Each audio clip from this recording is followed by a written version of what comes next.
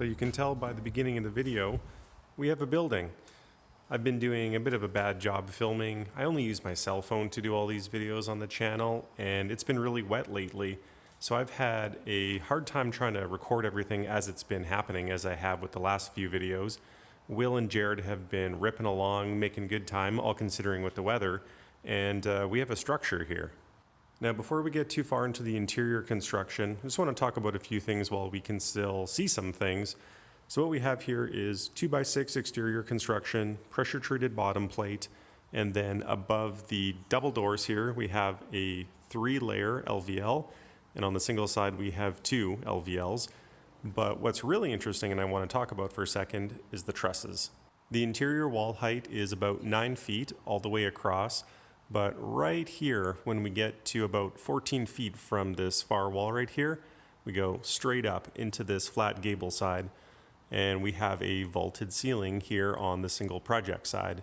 And we're doing that by using scissor trusses. These are the lowest angle to get the most interior height because, of course, we want to try to get a lift in here.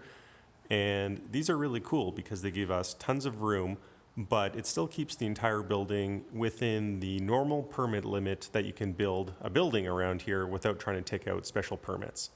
Over the double side, though, the trusses are different yet. Now, it's going to be hard to see, but this blue square here represents the outcome, the best out of anything right now, and that is there's going to be fully enclosed attic space right here, which means we'll have a floor, walls, and ceiling, giving us tons of storage over the second side here. There's only one more day of exterior framing to do, and what you'll see right about here is that there's going to be a drop-down ladder hatch in order to access this space. Last, doors and windows. Since this is facing south right now, the sun comes right through here and we get lots of light all day long. So these 2 windows are going to be awesome for that, and they're nice and high up off the ground, so there's still lots of room down here to do things. Of course, the man door, and then we've got a great big window here too for lots of natural light in the late afternoon, bit of a slider, and it still leaves tons of space for workbenches, cabinets, anything I need. The crew will be back tomorrow morning to start working on the roofing and finishing up the work in here. So let's get to that. And now the interior is finished, for now anyways. What we have is the 5x4 window.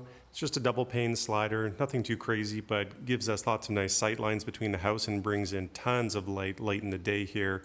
But what I'm really excited for is this upgrade we did on the door. So this man door was upgraded to a commercial insulated steel door. Steel door, both sides, full frame in steel, extra big hinges, ANSI strike plates. It's got a lot more beef than the fiberglass filled doors would have had, and I still get my nice hardware. The final item to show you in here for now is this. Now give me 1 second because I cannot open this with one hand. Now you can see a ladder to the stash. So we've got a spring-loaded attic hatch door here, and I wasn't able to show it very well before, but you can see now that the OSB floor is down, we have 180 square feet up here of cold storage for anything that I buy that I don't want my wife to know about right away. In all seriousness though, this is the type of area that you can use for all the things that are normally on the ground in the garage that you don't really use very often, or cluttering up the basement. This bonus area is huge, plus stuff can stick out over the joists of the trusses because these walls actually won't be walls. They're going to stay open. Your keen eye may have noticed that there is not sunlight coming through the wall anymore, so let's catch up on what's going on outside.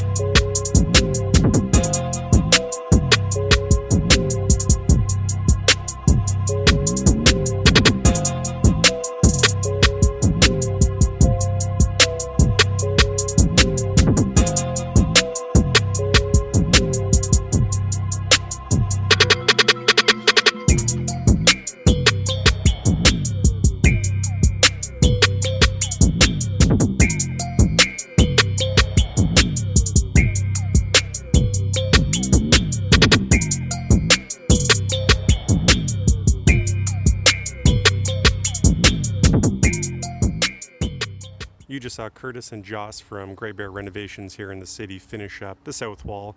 That was the more complex one with the different products and the transitioning from the trim into the shingling. But this is cement board. That's cement siding from James Hardie. This is the lap board siding and the straight edge shingling. And then we have some different trims going on. This is a great cross section to show because it demonstrates that we've chosen black trim around windows, but white trim around entrances. So on the man door here and then on the garage doors as well. And you'll see why this color scheme makes a lot of sense soon. While I'm up on the roof, it's easy to point out that we have the same roofing as on the house, which just made tons of sense for cohesiveness of design between the buildings. So Stefan came through to help us out with that. All the vents are on the other side.